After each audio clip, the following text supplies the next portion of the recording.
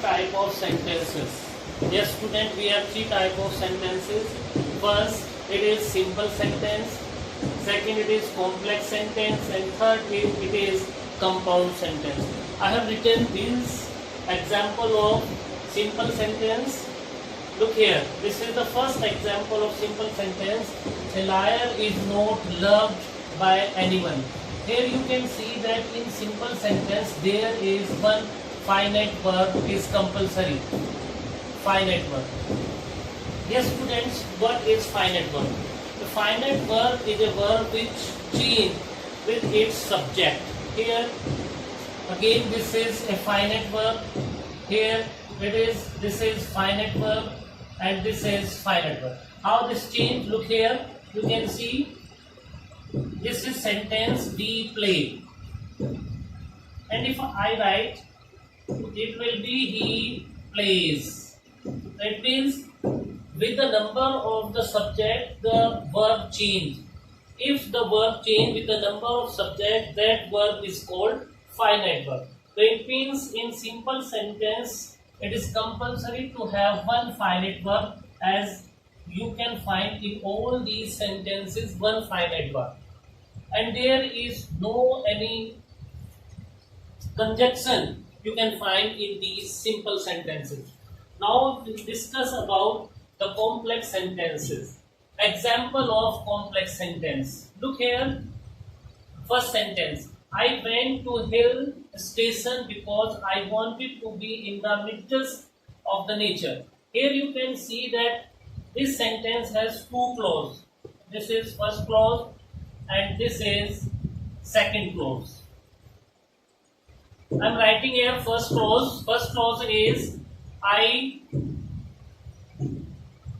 went to a hill station. Look, students, this sentence, this part of the sentence can be independent. I went to a hill station. But next, because I wanted to be in the midst of nature.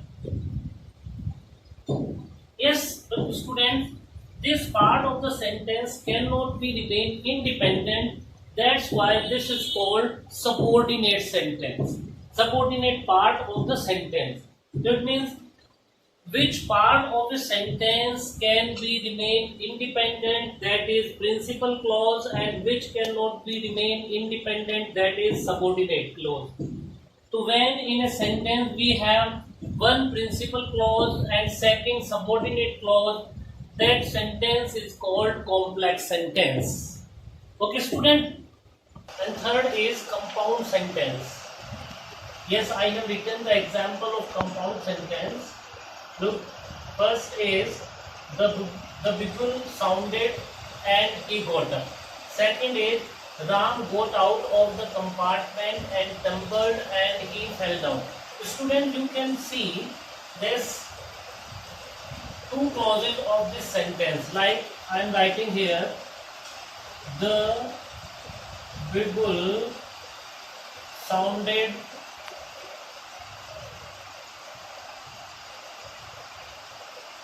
and second he got up.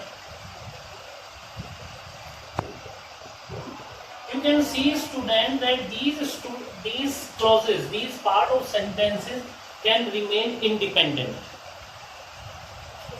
When they can remain independent, it means no part of this sentence is subordinate as it was in complex sentence. One it was principal clause and second it was subordinate clause. Here one is principal clause and second is coordinate clause. It means this will also be independent.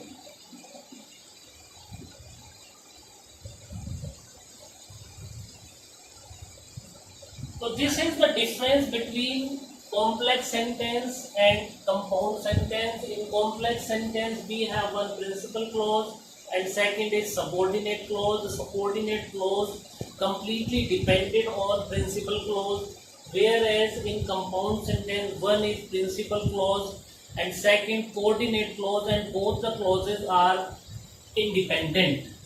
Look like here. If we discuss about the second example, here it is Ram got out of the compartment. This is principal clause and this is subordinate clause. Look, he tumbled, he fell down. So it means this sentence, second B sentence, has one principal clause and two coordinate clause, but both coordinate clauses are independent. So this is the difference between complex and compound sentence. Let us discuss about complex sentence. As I told you that complex sentence has one principal clause and second it is subordinate clause. So here students, kinds of subordinate clause. I have written noun clause, adjective clause and adverb clause. You know that noun clause, adjective clause and adverb clause works as noun, adjective and adverb in a sentence. Here I will tell you how a noun clause works as a noun in a sentence. Look here, a noun clause works, as you know that as noun works in a sentence, the same way noun clause also works in a sentence as a subject to verb. You know that noun is already in many of the sentences you have seen that noun is a subject of a verb, object of a verb, same way it is noun clause, object of preposition, object of infinitives, object to participle, object to gerund, complement of verb, noun clause put in appositions.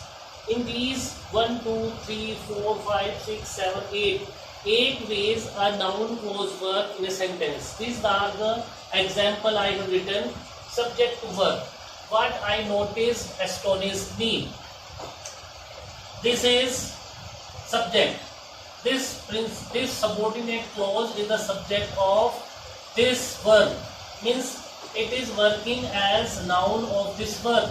For example, if you write here, he noticed or Ram noticed, it means this word Ram has been replaced with what I. Similarly, object of verb. Here, this is verb. We heard that you are coming. This is verb, and this part is the object of this verb. You can clearly see. Second, it is object of preposition. This is the sentence. Please listen to what I say. This is a preposition, and this is the object working. Noun clause is working as a object of preposition. Look, you can see after 2 it has come. Second, it is object to infinitives. Here you know that I have every right to know. Here it is object of to infinitives. This is object to infinitives. Second, it is object to participle. I have written the example here, object to participle. Yes, this is the teacher forgave him thinking that he was innocent. Look here, this is participle, and after that this has come, so it means this is object to participle. Next, it is object to gerund. Here, I believe in enjoying whatever. Look, this is gerund, and after that it has come. It means object to gerund. Complement of verb. You can look. This is sentence I have written. It appears that you stole the idol. Here it is verb, and then immediate after this subordinate clause is coming. That means that is complement to the complement of verb. Next, it is noun clause put in a position. What it is? A position means when the position of noun parallel to another. When we find the position of noun parallel to another, this is called clause put in a position. Here you can find that, look here, I have written the example. It is a fact that he is liar. So it means fact is a noun, and parallel to this is case in a position. It is a fact that he is liar. In this way, in complex sentence, noun clause works in 8 ways.